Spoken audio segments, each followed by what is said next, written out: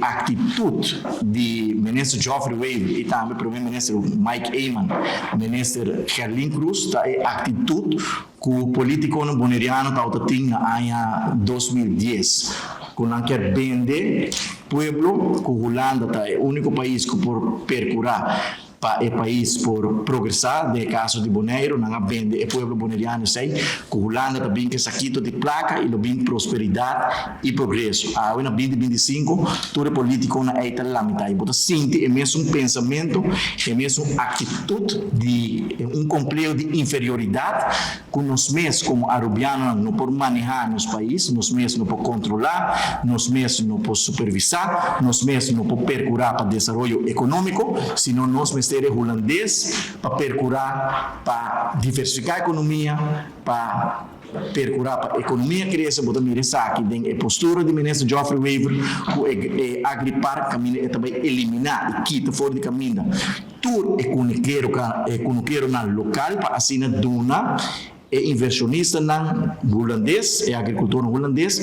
oportunidade para seguir desarrollar na mesma. Bota mira aqui, mesma postura na aeroporto, caminho para o primeiro-ministro Eyman a expressar acaba seu pensamento que está totalmente abrir para vender ação de companhia de Aruba Airport Authority, vender ação na Schiphol Group, bota mira a mesma postura tem Rijkswethoven, com nada assim, com na mesma para manejar, na mesma para controlar, na mesma para supervisar, com na ministério holandês para manejar nossa situação financeira na Aruba, que é pensamento de inferioridade, pensamento também de entreguismo, que nós mesmos não podemos, mas nós ministério holandês para dirigir e manejar o país aqui para nós, qual seguro, pensamento totalmente contrário que o partido MEAP tem, para nós demonstrar acaba, que nós mesmos como arubianos por guia, liderar, manejar o país aqui com êxito e de forma aqui nós a reduzir o DEP de país Aruba, que ainda está em pandemia, 120% e acaba na 71% sem nenhum Rijkswet. Nós está condenado seguro a atitude